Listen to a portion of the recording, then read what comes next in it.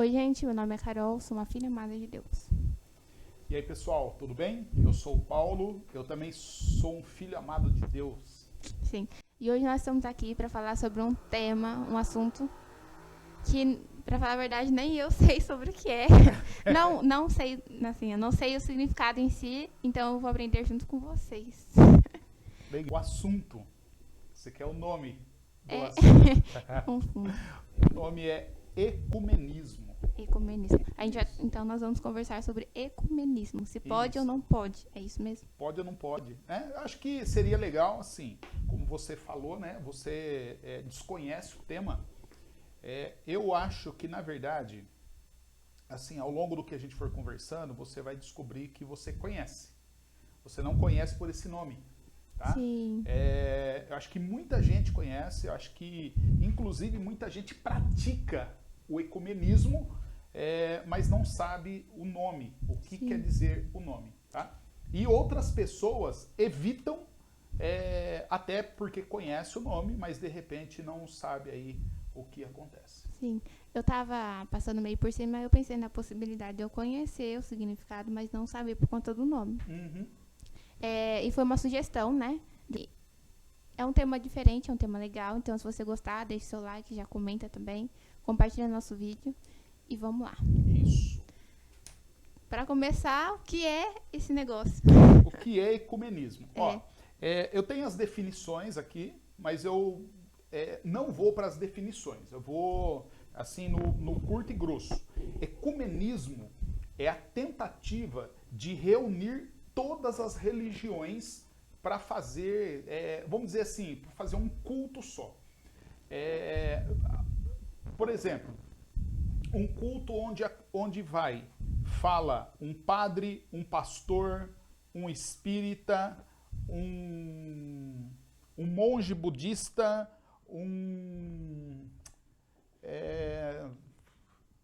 do judeu lá, um rabino, né?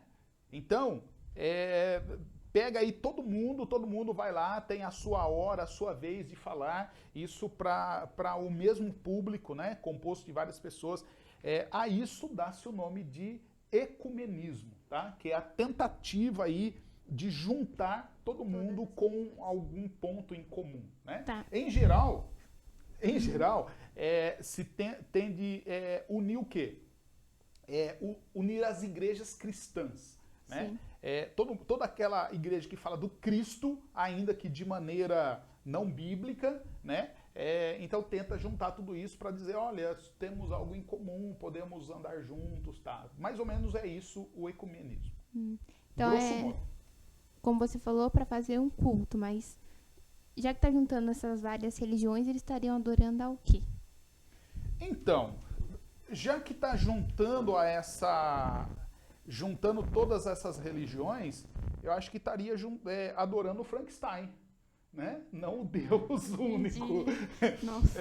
Porque assim, o que é o Frankenstein, né? Você sabe quem é o Frankenstein? Aquele cara todo amassado. Aquele cara todo remendado, né? Isso. O Frankenstein, na verdade, assim, o Frankenstein é o cara que fez o monstro, né? A gente se refere ao monstro como Frankenstein, mas na verdade o Frankenstein ele foi a criatura, o monstro é a criatura. Mas o que caracteriza ali aquela criatura do Frankenstein é que o Dr. Frankenstein ele pega pedaços de vários cadáveres, né? E ele vai juntando. Então, tipo, mão de um, pé do outro, braço do outro. Aí ele remenda tudo aquilo ali e cria um monstro, né? Aí dá aquele choque lá, pá, o cara levanta e sai. Então, quando a gente tenta fazer um culto de adoração, de celebração nessa maneira ecumênica, nós não estamos adorando ao Deus verdadeiro, nós estamos adorando um Frankenstein. Por quê? Porque cada um vai enfatizar ali na sua adoração aquilo que ele... a sua maneira dele enxergar o Deus que ele prega. Né? Sim. Pode falar. Eu tô confusa. Aí parte então da da individualidade de cada pessoa. Se você adora um Deus, você vai lá e adora o Deus que você quer. Então, ó, veja bem, não é a individualidade de cada pessoa. É a crença, né? É, na verdade, a teologia de cada religião. Sim. Tá? Então, porque assim, ó, se eu tenho uma religião que fala do Cristo, ele cita o Cristo, ele usa umas palavras do Cristo, mas ele crê na reencarnação. Estou falando aí do espírita. Aí eu junto uma outra teologia que vai dizer assim, não, deixa eu voltar nessa primeira, da reencarnação. Então, a pessoa usa a reencarnação como uma maneira de autopurificação, tá? Para ele poder ir aí se reparando, se retratando, se redimindo, se purificando, para ele poder chegar ao status de pessoa perfeita para chegar a Deus. Aí eu pego essa pessoa que pensa desse jeito. Aí eu junto com uma outra pessoa que crê assim, não, eu preciso de alguns santos, né? Eu preciso da Maria, eu preciso da Aparecida, eu preciso do Santo Antônio, eu preciso do São Cristóvão, eu preciso do São Francisco, eu preciso de um monte de santo aí, porque eu preciso que essas pessoas façam uma reparação por mim. Aí eu preciso de ter missa do 7º dia, eu preciso de ter eu preciso de um monte de coisa. Aí então eu pego o cara da reencarnação, pego esse cara. Aí eu junto com outro cara que vai falar assim, não, o que eu preciso é de meditação transcendental. Porque se eu meditar, ficar lá zen e repetir uns mantras, então eu me conecto com Deus. Aí eu pego uma outra teologia que vai dizer assim, olha, peraí, tudo isso aí não vale nada, porque a nossa justiça para Deus é como trapo de imundícia. O que nós precisamos é do Cristo, do sacrifício do Cristo. Ninguém vai reencarnar, todo mundo vai ressuscitar e é a justiça do Cristo que é suficiente para nós, né? Nós vivemos a vida do Cristo, Cristo morreu a nossa morte. Aí eu junto tudo isso. Que ligação isso vai ter com o quê? Entendeu? Então, assim, eu nem sei se é louvável essa tentativa de... não é. Eu não considero louvável essa tentativa dessa união das igrejas, mas também é incompatível, tá? Porque, assim, como a gente começou aqui, né, dizendo de onde surgiu esse assunto. Então, né, na véspera de Ano Novo, uma pessoa me chamou à parte ali e me perguntou se eu acreditava, se eu creio, né, que a igreja, as igrejas vão se unir a ponto de daqui a pouco ter uma só igreja. E eu disse não, eu não creio nisso, isso é totalmente absurdo, isso não vai acontecer, né?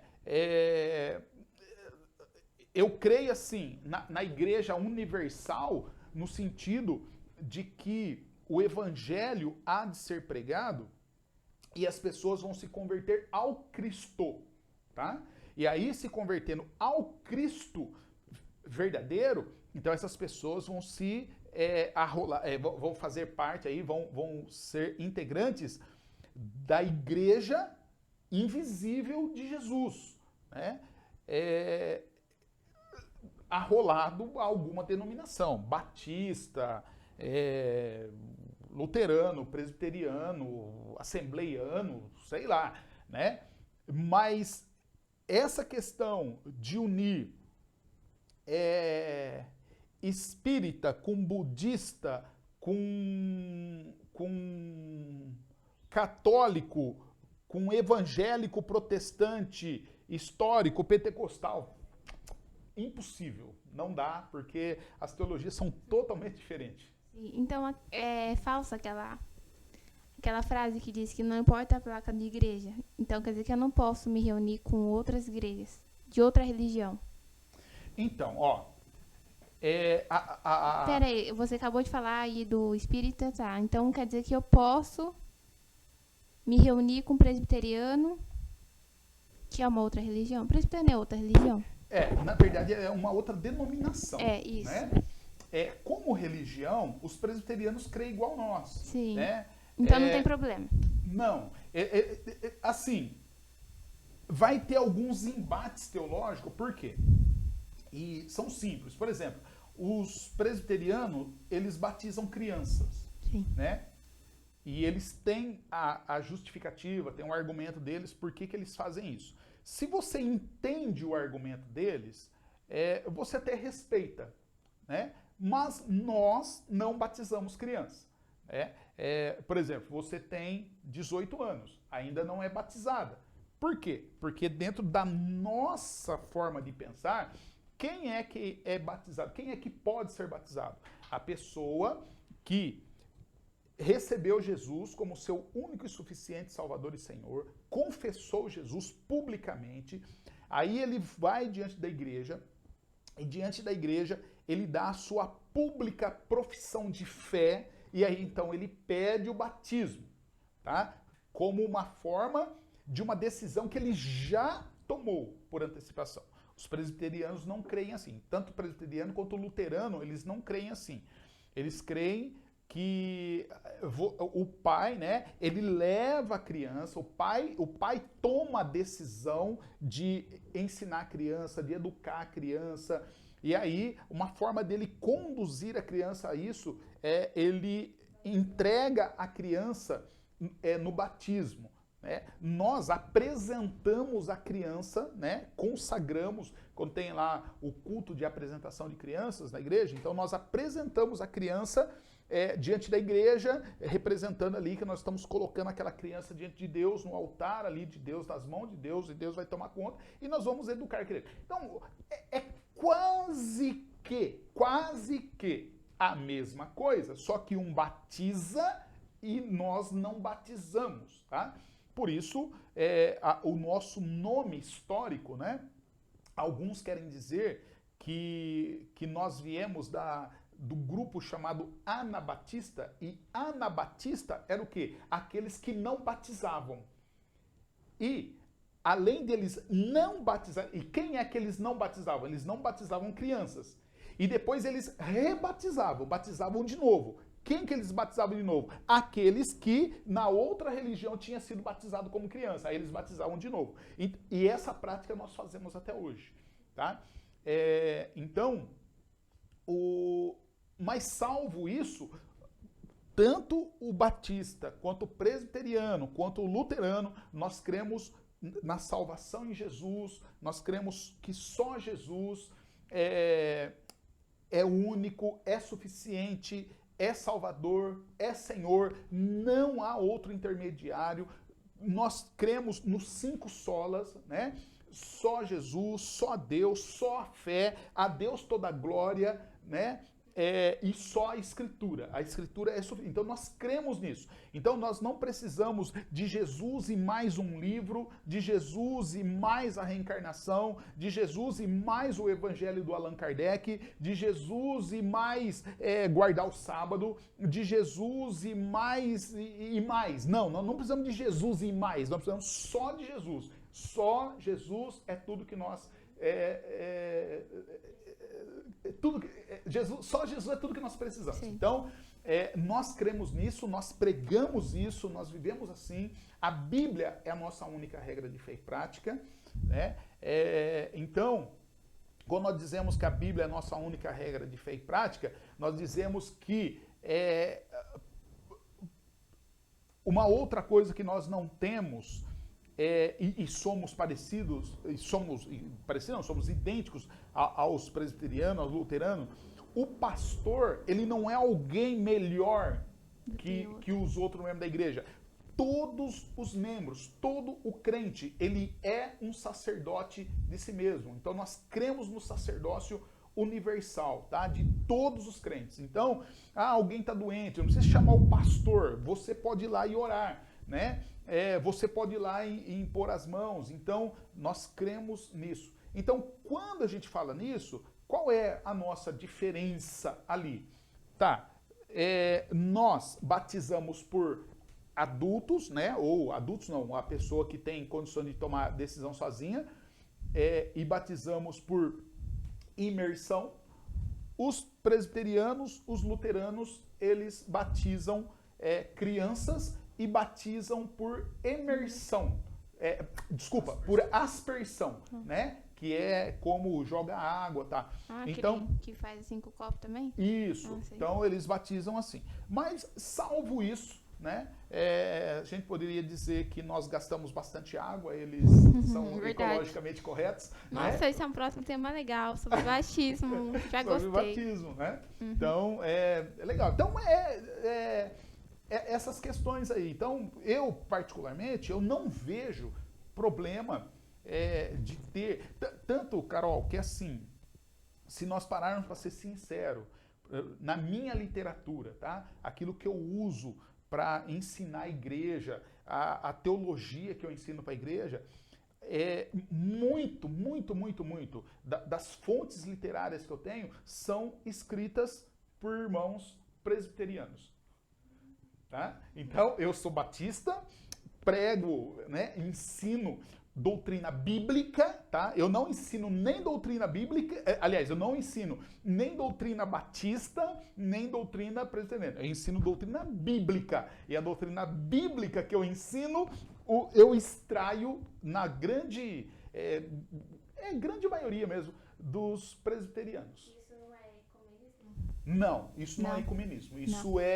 Isso é um diálogo entre religiões. Seria ecumenismo se você pegasse da Igreja Católica? Isso, seria um ecumenismo se eu falasse assim, olha, puxa, cara, essa parte aqui da reencarnação é mais legal, entendeu? Dá para explicar algumas coisas assim que eu não consigo explicar à luz do cristianismo puro e simples. Seria ecumenismo eu falar assim, olha, cara, o mundo está tão mudado, as coisas estão assim, tão difíceis de compreender, mas a Bíblia, cara, foi escrita há muito tempo atrás. Né? Aí quer modernizar. Isso, então vamos modernizar a Bíblia. E então, cara, esse negócio assim da nossa justiça ser como trapo de imundícia, cara, o mundo evoluiu tanto, né? As pessoas cresceram tanto, cara, o homem foi na lua, né? Quando o Isaías escreveu que a nossa justiça é como o trapo da imundícia, cara, os caras andavam de cavalo, andavam de jegue, andavam a pé no deserto. Cara, hoje o cara vai na lua, de nave, tá, né? Então o homem melhorou. Então, cara, não, esse negócio aí, não. Vamos então meditar, né? Vamos fazer um zoom, e aí nós vamos melhorar. Então, isso seria um ecumenismo, tá? Eu começo a costurar, fazer essa coxa de retalho aí para tentar juntar todo mundo, que aí foi a questão que eu coloquei para a pessoa que me falou, né, dessa possibilidade. Eu disse assim, tá bom, que parte da minha teologia eu vou sacrificar para pegar uma da sua? Eu não posso sacrificar nenhuma parte da minha. Não tem como. Eu tava pensando aqui. Calma aí. Deixa eu formular. Então, citar um exemplo prático. Você disse no começo, né? Que isso está presente Depois que você explicou, eu entendi direito o que é. Mas, assim, dá um exemplo prático. De onde que está presente, assim, no nosso dia a dia. De onde está presente? Tem alguma situação assim que tá nítido? Tem. Vídeo motivacional. Vídeo o quê? Vídeo motivacional. Quais? Putz, tem um monte. Falando daqueles presentes diários? Por exemplo, oi? Não, Não, Não, né? não. Presente diário não. Tipo aqueles que, vamos dizer, fala um texto bíblico, aí começa toda aquela ladainha, ó. Ah, sei. Um texto, por exemplo, que eu recebi essa semana, veio aqui, eu nem sei o nome desse rapaz aqui, deixa eu ver aqui se eu consigo ler o nome dele.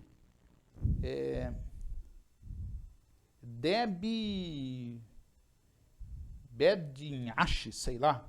É um menino, ele tá pregando, né? Nossa, parece novo.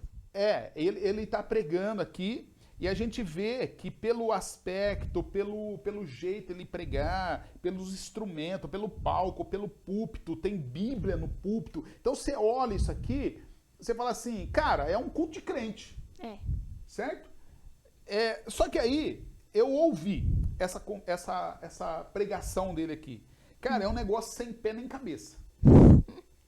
E aí o cara, ele tá pregando, ele tá fazendo um discurso de ódio. Ele tá fazendo um discurso de ódio, ele tá falando assim, ó, do tipo... Perca amizades, mas não perca o propósito. Perca pessoas, mas não perca o propósito. Perca fama, mas não perca o propósito. Eu tô ficando sozinho. Não, você tá ficando com aqueles que Deus quer que você esteja. Hoje ele passou a peneira. Quem tem que ficar, ficou. Quem tem que ir embora já foi faz tempo que tava sobrando. O que ele tem pra você tá determinado. Se ele escolheu o propósito, ele escolhe companhia. Se ele escolheu caminhada, ele escolhe as amizades.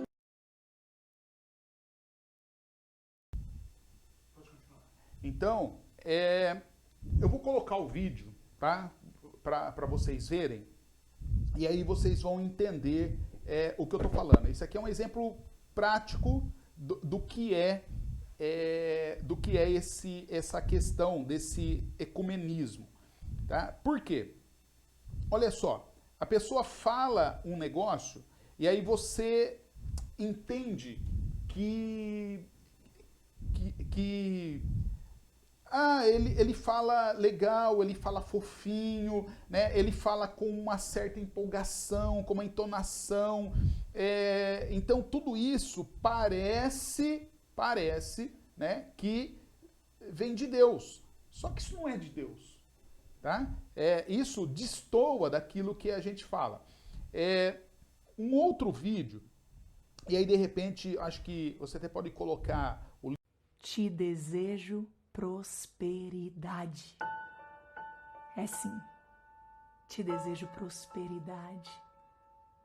Escreve aí, eu recebo em nome de Jesus, porque é no nome desse Deus maravilhoso que eu desejo do fundo do meu coração prosperidade em todas as áreas da tua vida.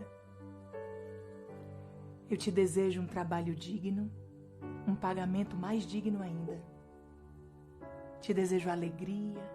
Que é final de ano, a pessoa, ela mandou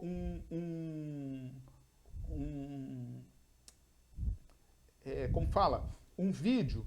Desejando felicidade. Desejando prosperidade, não sei o que, tá? Aí você fala assim, cara, o que tem de mais nisso? Aí você olha e você fala assim, tá, sabe o que tem de mais nisso? Tem de mais nisso que nós pregamos assim, olha, a nossa religião com contentamento é fruto de todo lucro. E a pessoa vem aqui, não, olha, eu desejo que você tenha prosperidade, que você vai para frente, que você ganha dinheiro, que você... Cara, isso não tem nada a ver com a teologia que a gente prega. Porque isso é teologia da prosperidade. E nós pregamos que não. Cristo nos chamou, Cristo falou assim, olha, no mundo vocês vão ter aflição, mas sede fortes, eu já venci o mundo, ser fortes, corajosos, ó, não juntem tesouro aqui, porque aqui o ladrão rouba, aqui gasta, a ferrugem come, juntem tesouro no céu, onde não tem ladrão, onde não desvaloriza. Tem a ver as duas? Tem. Esse é um exemplo bem disfarçado, né? É bem disfarçado. Porque até quando tem alguém fazendo aniversário no feed lá, nos comentários às vezes parece tão... Isso. Santo. Isso, ó, isso. Então, e assim, e as pessoas colocam essas coisas. Ó, você quer ver uma outra questão? quando vocês participaram comigo, nós fomos numa igreja, né? E essa igreja pseudo-evangélica, né? E pseudo... Será que é a qual eu tô pensando? Oi? Será que é a qual eu tô Não sei. E aí, então chegamos lá, alguém falou assim, pastor, vem aqui, né? Porque a cadeira dos pastores está preparada. Aí eu falei, como? Né? Não, a cadeira dos pastores. Eu falei, não, eu não. Né? Falei, nós estamos aqui em 14 pessoas. Né? Tem cadeira para todo mundo? Não, é só para os pastores. Falei, não, porque eu só ando em turma, né? E eu tô aqui com o meu pessoal. Se o meu pessoal não pode sentar na cadeira junto comigo, eu não posso sentar lá, porque eu não posso deixar meu pessoal sozinho aqui. Aí você fala assim, pastor, mas isso não é ignorância? Não é ignorância. Sabe por quê? Porque eu prego que o líder, a posição mais alta que ele tem que chegar é no pé do discipulado e não na cadeira no palanque. Entendeu? Tem que até parecer soberbo, né? Isso. Então, vocês não se lembram desse episódio. Foi a primeira e a última vez que eu fui naquela igreja. Por que será? Por que será? Sim. Por quê? Porque não tem a ver. Eu não creio, então eu não posso me compactuar com isso. Agora, na questão de um diálogo entre as religiões, então, eu já fui na missa, tá? Quando inaugurou lá o lugar que a Márcia trabalha, eu fui na missa. Quando inaugurou a outra escola ali no Jardim Glória, eu também fui na missa, né? Então eu fui lá, sentei lá, ouvi a missa e tudo. Eu fui ecumênico? Foi. Não. Não? Não. Sabe por quê? Eu fui ali como um respeito. A pessoa que me convidou, eu gostaria que essa pessoa viesse à minha igreja, tá? E aí, uma das formas de eu respeitá-la eu vou à sua. E fui. Só que chegou lá, na hora que o bispo passou lá, jogando a aguinha lá, benta, ele olhou para minha cara e ele percebeu que eu estava ali, mas eu não estava participando daquele momento. E ele me pulou e foi para lá. Na hora de distribuir nós chamamos ceia, ele chama de comunhão lá, né, de hóstia. Também.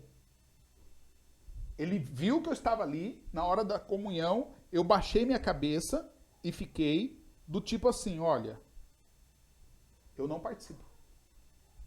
Então, eu não participei da hóstia, eu não participei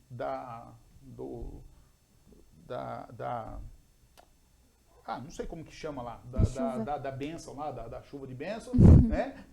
Não sei o nome. Então, eu não participei dessas coisas, tá? Mas eu estive ali, fiquei ali, vi, tá?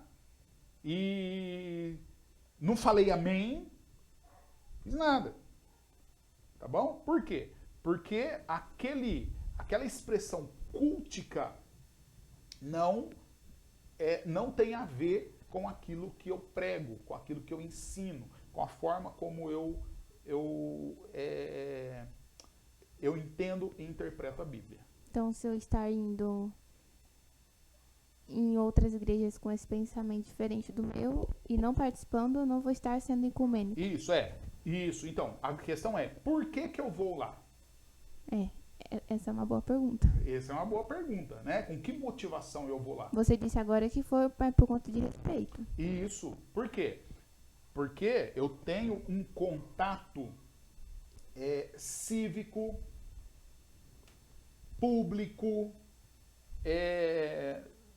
de amizade. Então depende do contexto, né, da pessoa. Isso. Eu não fui ali por uma curiosidade, eu fui ali por um respeito, né? Até porque é uma instituição que a minha esposa trabalha, né? E a minha esposa foi porque ela precisava trabalhar. Então, E aí, então, eu fui para acompanhar, né? E para dizer, olha, tô aqui, né? Mas esse esse diálogo, tá? Então, eu converso com... Ó, não vai longe. Eu ia falar que eu converso com o padre. Dia da reforma, me ligaram e disseram assim, olha, eu estou aqui com 2 padres para falar sobre a reforma, o dia da reforma protestante. E você é pastor.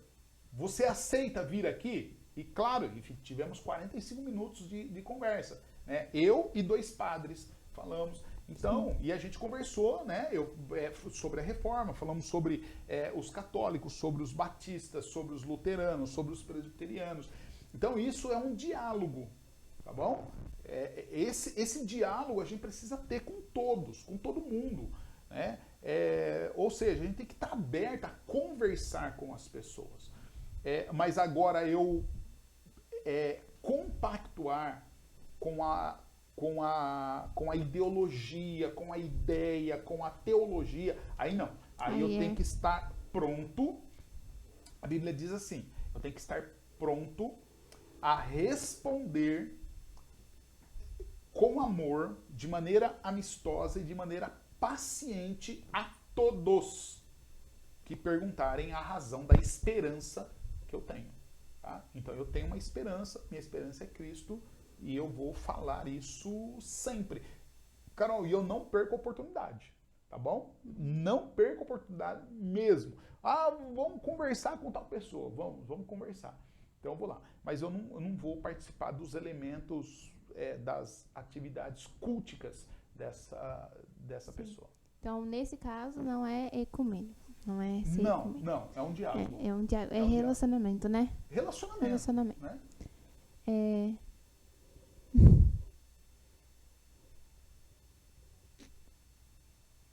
Quer saber se tem base bíblica para isso? Faltou essa pergunta. Deixa eu fingir que eu vou fazer. Tem base bíblica para isso? Tem. Eu quero citar o texto de Paulo. Paulo, ele era um cara que fazia muito esse diálogo, tá? Com as religiões. É muito interessante quando Paulo prega lá no Areópago, que ali era o lugar, vamos dizer assim, era o lugar que reunia todos os caras ali, os sábios, os entendidos, os religiosos, para discutir religião, filosofia, tá, né? E é muito legal quando o Paulo chega ali e o Paulo vê aquela discussão e o Paulo, né? O texto bíblico diz assim que o Paulo andava pela cidade e ele via na cidade como que aquela cidade era ecumênica e tinha altar para tudo quanto é lugar, tá? Ali na cidade de Corinto, né? Tinha altar para tudo quanto é Deus, tá? E o Paulo, o Lucas ali, quando ele está escrevendo Atos dos Apóstolos, ele fala que o Paulo estava indignado com aquilo, o Paulo estava bravo. Só que o que o Paulo fez? O Paulo estava tentando achar um ponto de conexão.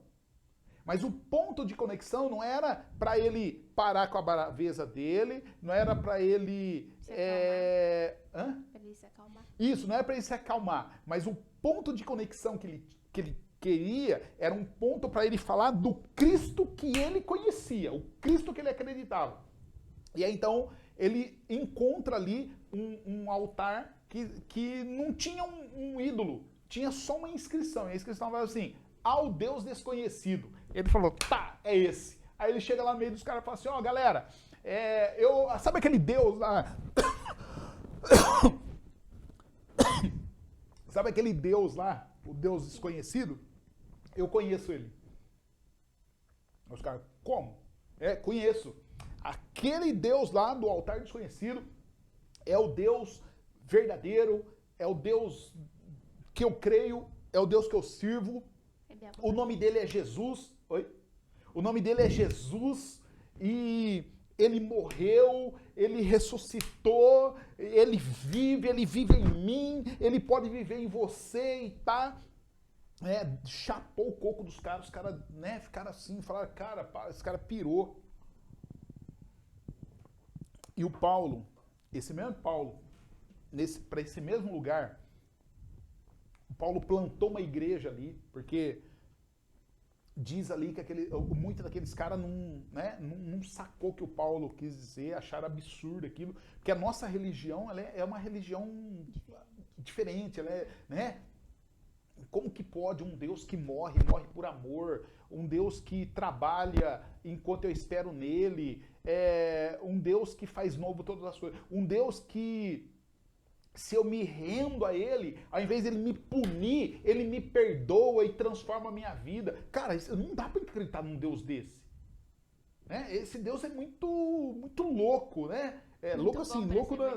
Oi? Muito bom para ser verdade. Muito bom para ser verdade. Então, mas assim mesmo, quando esse Deus ele é pregado, Carol, esse Deus ele provoca transformações assim imensas.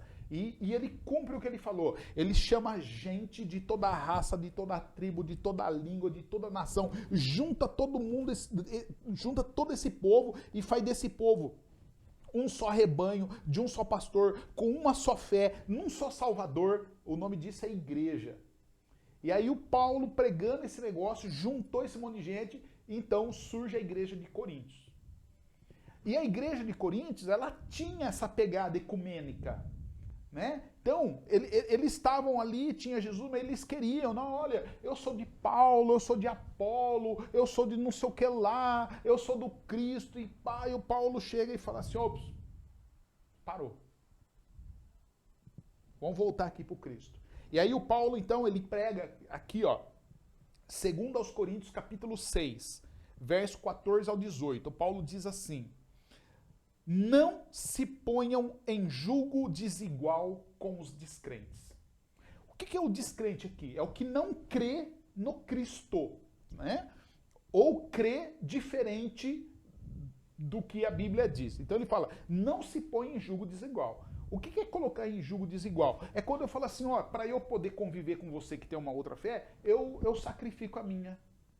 Eu paro de defender. Eu paro de crer, ou eu abro mão do tipo, não, cada um tem a sua, então não vamos falar sobre isso. O Paulo falou, não se coloque em julgo desigual. Como pode? Aí ele faz uma pergunta retórica, tá? A questão da pergunta retórica é que a resposta a essa pergunta tá? A própria pergunta dizendo assim, ó, é absurdo isso. Então ele fala assim, como pode a justiça ser parceira da maldade? Tem como? Tem. Tem? A justiça ser parceira da maldade? Nesse caso não. Não. Nesse caso, em nenhum. Já pensou? A justiça andar de mão dada com a maldade? Não, tô falando no sentido assim, de que a coisa é justa acontecer, mas acabar afetando de um modo ruim. Então, não pode. Ou é justo, ou é ruim. Não é, isso. Certo? O justo nunca vai ser ruim, e o ruim nunca vai ser justo. Ruim é ruim e justo é justo. Não é isso? Então Paulo fala assim, ó, como pode a justiça ser parceira da maldade? Como pode luz conviver com trevas? Ó, nós entramos aqui, isso aqui estava escuro. Não foi isso? Aí nós acendemos as luzes. O que aconteceu? Claro. Tem como trazer a escuridão para cá com a luz acesa? Não. Não, Paulo está falando, não dá. Não tem como.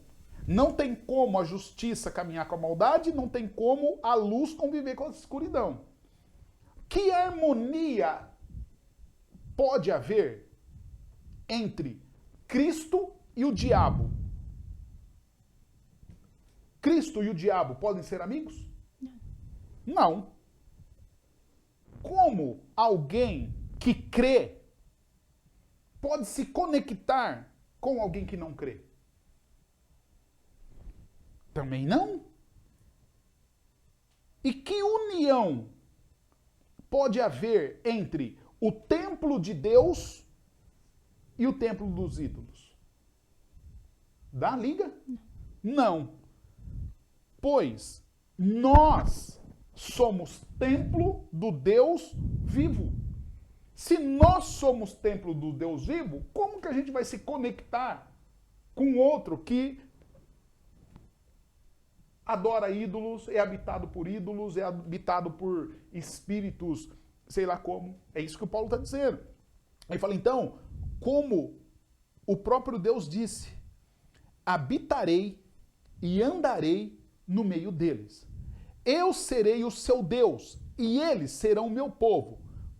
Portanto, afastem-se e separem-se deles, diz o Senhor, não é o Paulo, é Deus que está dizendo.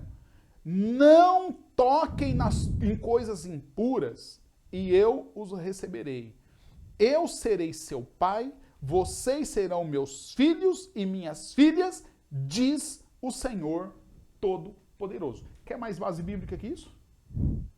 Dá para ter ecumenismo? Não. Biblicamente? Não. Impossível. A Bíblia é totalmente impossível. Não tem como, não dá. Então, nesse vídeo aqui, que você fala que eu falo e nunca respondo se pode ou não pode, não pode. Esse vídeo não pode. Não pode. Tá bom? Então não pode. Eu acho que, né, deu pra entender, gente, que não pode. Não tem cabimento dentro do que a Bíblia diz. Uhum. Né? Não pode. Teologicamente, biblicamente. É impossível. Deu para entender? Sim, Entendeu o que é ecumenismo? entendi. Você é ecumênica? Não, Vai fazer ecumenismo? não, Vai praticar ecumenismo? não. Não.